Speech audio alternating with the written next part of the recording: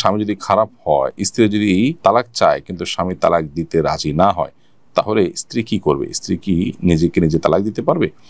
এটা নির্ভর করে যে অর্পিত তালাকের পাওয়ার স্ত্রীর হাতে ছিল কিনা। স্ত্রীর হাতে যদি অর্পিত তালাকের পাওয়ার নেওয়া থাকে তাহলে তিনি সেটা অবশ্যই করতে পারবেন। আর যদি অর্পিত তালাকের কোনো পাওয়ার তার আগে থেকে নেওয়া না থাকে, তাহলে সেক্ষেত্রে স্ত্রীর জন্য নিজের প্রতি নিজে তালাক গ্রহণ করা জায়েজ হবে না। সেক্ষেত্রে তার সমাধানের পথ হবে তিনি আদালতে যাবেন, অথবা যদি অমুসলিম প্রধান দেশ হয়ে থাকে তাহলে মুসলিম নেতৃবৃন্দ এবং কমিউনিটির নেতারা, ওলামা একরাম, মসজিদের ইমাম সাহেবগণ তাদের শরণাপন্ন হবেন। তারা বসে সবাই মিলে যদি তার বিচ্ছেদের উদ্যোগ নেন তাহলে সেটা কিন্তু শরীয়তের দৃষ্টিকোণ থেকে জায়েজ হবে, তাকে রক্ষা করবার জন্য জুলুমের হাত থেকে। সুলতানা সাদিয়া লিখেছেন, আমাদের সমাজে স্ত্রীর অধিকার নিয়ে খুব কমই কথা হয়। অনেক মা ছেলেদের নিজেদের আয়ত্তে রাখতে গিয়ে স্ত্রীর প্রতি দায়িত্ব কর্তব্য শেখান না, বরং স্বামী যদি স্ত্রীকে ভালোবাসে বা তার হক আদায় করে তাহলে বিরক্ত হন। এই বিষয়ে কিছু বলুন প্লিজ। ইসলাম আমাদের প্রত্যেককে যার যার দায়িত্বের উপরে সচেতন হতে বলেছে, সেটা মা হন, স্ত্রী হন, স্বামী হন, স্ত্রী হন, বাবা হন, ছেলে হন, সবার জন্য প্রযোজ্য। অতএব আমরা আজকাল যতটা অধিকার সচেতন ততটা কর্তব্য সচেতন নন। যে মা ছেলে তার হক আদায় করে সে ব্যাপারে তিনি সচেতন, সেই মা একইভাবে ছেলের প্রতি তার কর্তব্য কি সেটার পরেও তিনি সচেতন হতে হবে। তো এটার জানাশোনা নাই, আলোচনা নাই, এই জন্যই কিন্তু আমাদের সমাজে আজকে দুরবস্থা। আমরা ইসলামটাকে সঠিকভাবে বোঝা, জানার চেষ্টা, শেখার চেষ্টাটুকু বেশিরভাগ মানুষই কিন্তু করি না, নিজেদেরকে মুসলমান আমরা দাবি করছি। সেজন্য আমাদের এই অধঃপতনটা আমরা দেখতে পাচ্ছি। একটি মেয়ে বাড়ি থেকে পালিয়ে বিয়ে করেছে, এই জন্য তার পিতা তাকে ত্যায্য করেছেন। সন্তানকে ত্যায্য করার বিধান সম্পর্কে ইসলাম কি বলে? ইসলামে আসলে সন্তানকে ত্যায্য করবার কোনো বিধান নেই।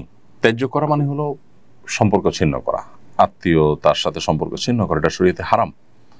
কোনো অজুহাতে, কোনো যুক্তিতে, কোনো কারণেই সম্পর্ককে ছিন্ন করা, বিশেষ করে রক্ত সম্পর্কেও ছিন্ন করার কোনো সুযোগ নেই। সে ভিডিওটা আমাদেরও দেখার সুযোগ হয়েছে, আমরাও দেখেছি যে বাবা এবং মেয়ে দুজনেই সানন্দে এবং স্বেচ্ছায় একে অন্যকে ত্যাগ করে চলে যাচ্ছেন। এর চেয়ে দুর্ভাগ্যজনক আর কিছু নেই। তাদেরকে আমরা অনুরোধ করবো তারা যেন আল্লাহকে ভয় করেন, নিজের ইগো, নিজের জেদ, নিজের খেদ, এই সব কিছুকে আল্লাহর নির্দেশের সামনে কোরবানি করে দেন। তাহলে সেক্ষেত্রে দিন শেষে তারা মুসলমান হয়ে উঠতে পারবেন এবং সত্যিকারের যে আত্মসমর্পণকারী সেটা হওয়ার সুযোগ হবে তখন। এই জন্য এই বিষয়টাতে আমাদের খুব বেশি মনোযোগ দেওয়া উচিত, আমরা যাতে কোনোভাবেই আল্লাহর বিধানের বাইরে গিয়ে নিজেদের ইগোকে প্রাধান্য না দিই। এবং এভাবে যদি ত্যায্য করেও শরীরের দৃষ্টিকোণ থেকে এটার কোনো ভ্যালু থাকবে না। এখন প্রশ্ন হলো, একটা মেয়ে খারাপ পথে চলে গেছে, একটা ছেলে খারাপ পথে চলে গেছে, তাকে শাসন করা যাবে না? হ্যাঁ, শাসন করবেন। শাসন করতে গিয়ে সম্পর্ক ছিন্ন করবেন না। শাসন করার জন্য শরিয়ার সীমানা থেকে অনেক শাসন আপনি করতে পারেন। জীবদ্দশায় যদি কোনো টাকা পয়সা দেন, সম্পদের বন্টন করেন, যে খারাপ কাজ করেছে বা খারাপ পথে গেছে তাকে শাসন স্বরূপ তাকে আপনি কম দিলেন, এই সুযোগ আছে। একজন ভালো কাজ করেছে তাকে একটু বাড়িয়ে দিলেন, সে সুযোগ আছে।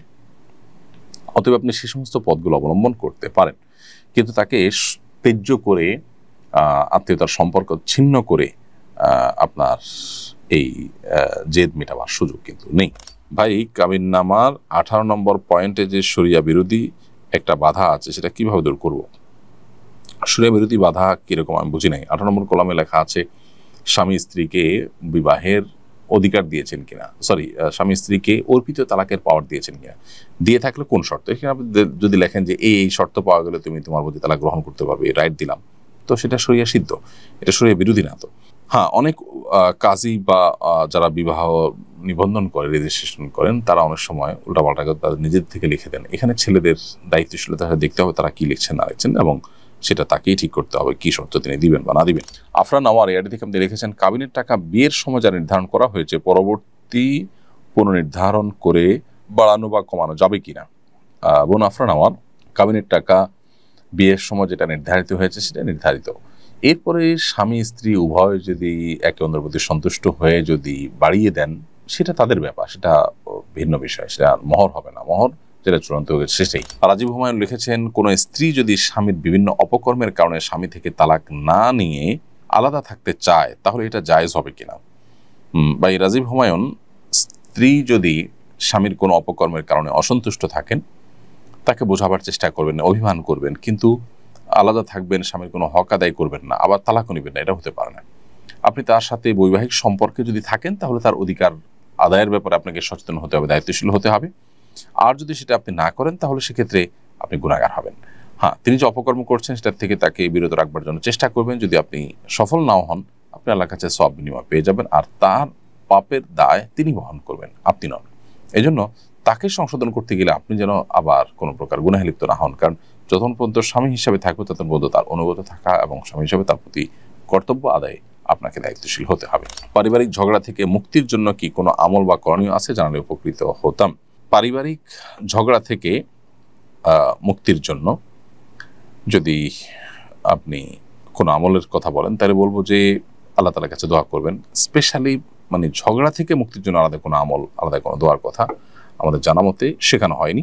আপনি আল্লাহ তাআলার কাছে সাধারণভাবে যে দোয়া করে থাকেন সেটাই করবেন ইনশাআল্লাহ, যেন আল্লাহ তাআলা আপনাকে এ ধরনের পরিস্থিতিতে সবরের তৌফিক দান করেন এবং অনাকাঙ্ক্ষিত পরিবেশ থেকে আল্লাহ তাআলা রক্ষা করেন। বাস এই দোয়াটা আপনি আল্লাহ তাআলার কাছে সাধারণভাবে করবেন। এর বাইরে আলাদা করে আসলে কোনো দোয়ার কথা কোরআন হাদিসে কোথাও বলা হয়েছে বলে আমার জানা নেই। আপনি শুধুমাত্র সেই সাধারণ যে দোয়া সেটাই যথারীতি আল্লাহ তাআলার কাছে নিবেদন করবেন। এশা ইসলাম লিখেছেন, পিরিয়ডের রক্ত শেষ হয়ে গেছে, রাতে রক্ত দেখলাম না, আবার সকালে দেখি, এরকম ক্ষেত্রে নামাজের বিধান কি?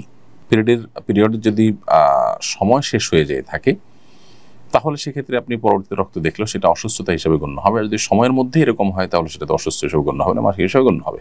মেয়েদের কি নখে নেইল পলিশ লাগানো অবস্থায় ওযু সহি হয়?